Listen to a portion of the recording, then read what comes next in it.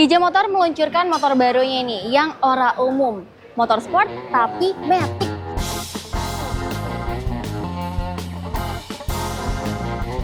Bisa dibilang ini motor pertama 250cc di Indo yang pakai transmisi AMT ya. Tapi berbeda dengan AMT-nya moge-moge ya. Kalau moge-moge itu biasanya masih bisa ganti-ganti gigi pakai tuas transmisi yang di kaki. Tapi ini ganti giginya pakai tombol aja. Jadi nggak usah pakai kopling-kopling lagi. Kalau dari looks-nya ini sporty abis, apalagi ditambah dengan winglet-nya ya. Ini cuman motor ini doang kayaknya, 250cc.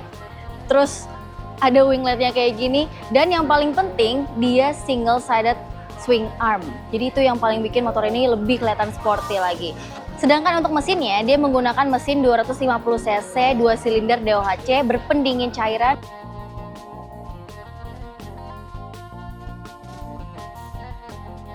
Kalau dilihat dari angkanya sih emang sedikit lebih kecil dibandingkan CBR 250 RR ya, yang cenderung untuk track day. Untuk stangnya, ini kelihatan banget dia rapi, nggak ada yang semrawut-semrawut, apalagi kabel-kabelnya tuh tersusun rapi banget. Dan ini build quality-nya plastik, cuman kayak kokoh ya.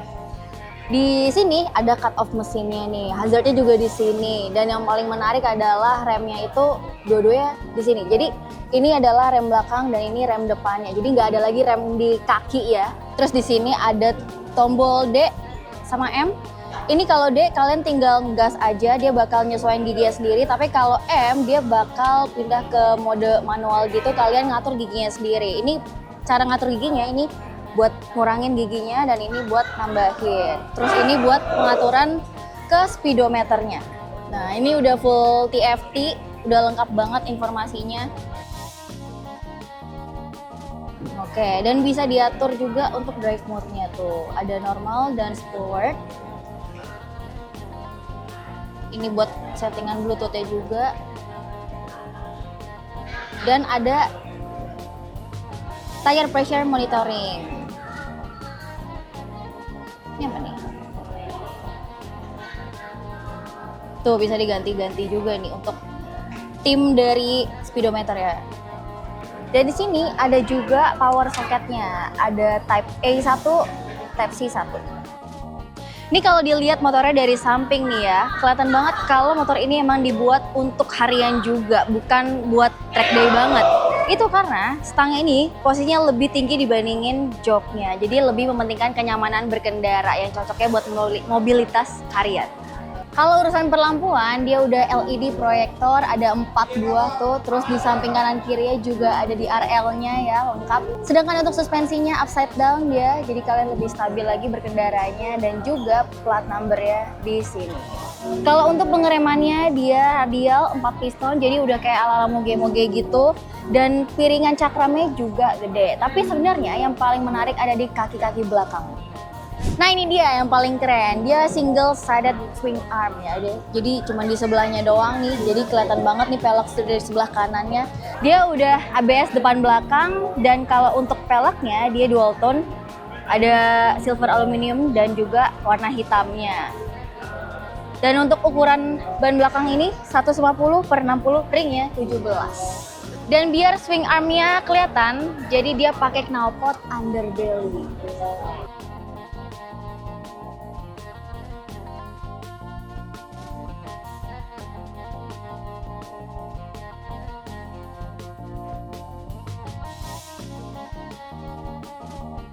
Ya teman-teman, karena menurut saya motornya itu agak berat, jadi seperti biasa saya akan serahkan ke Fatan. Ya, makasih banyak. Kembali lagi sama saya Fatan. Kita bakal cobain Kijang Motor SRK 250 AMT. Ya seperti tadi yang udah Rarin mention pas lagi review motornya, kalau si Kijang Motor SRK 250 ini lebih ke arah sport touring. Gimana? Soalnya si stangnya ini posisinya lebih tinggi dibanding si jok, gak kayak si CBR 2.5 yang lebih racy banget posisi berkendaranya. Jadi kalau mau di compare, ini cocoknya buat lawan Ninja 2.5 atau si Yamaha R25. Tinggi badan saya di 178 cm. Buat duduk ini napak sempurna.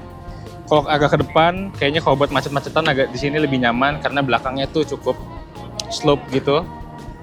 Kalau megang stang memang agak nunduk, cuman si tangannya itu masih nggak yang terlalu tegang. Jadi seharusnya buat city ride masih enak, apalagi ini kan udah nggak ada kopling ya, ini sebelah kirinya, ini rem belakang.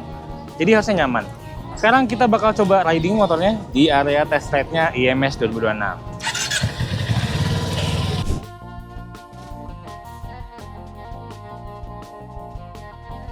Ya, jadi kalau rasa berkendaranya dari si SRK ini di area test ride yang lumayan kecil, kalau dari suara mesin dia suaranya 2,5 banget, 2,5 silinder ya, kayak Ninja, kayak R25.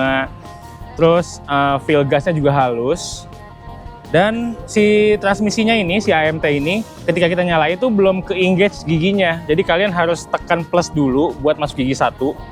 Baru habis itu bisa pilih nih, mau matic, mau ganti sendiri giginya, atau pakai manual, dimana kita ganti-ganti sendiri nih giginya. Pilih D atau M di bagian sisi kiri sini nih. Nah, kalau pakai D, pergantiannya tuh cukup halus sebenarnya, dari gigi 1 ke gigi 2. Tapi ketika karena areanya tesnya kecil, saya mau coba sendiri ganti ke gigi 3 tuh, si komputernya, dia menolak untuk naik gigi 3, jadi masih tetap di gigi 2, karena bisa jadi karena kecepatan sama putaran mesinnya, jadi dia nggak mau naik nih. Nah, kalau di kecepatan yang rendah, si SRK 250 ini sebenarnya rasa transmisinya lebih mulus dibandingkan yang SRV yang versi cruisernya.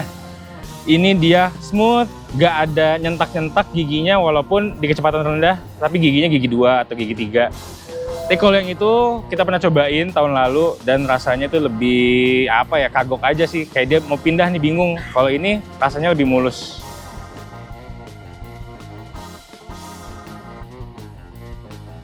Ya, jadi gimana menurut kalian motor dengan harga 74,9 jutaan ini, apalagi dengan transmisinya dia yang automatic manual transmission, kalian nggak perlu repot-repot mindah-mindahin gigi, mindah-mindahin kopling, ya nggak usah lagi karena udah praktis banget.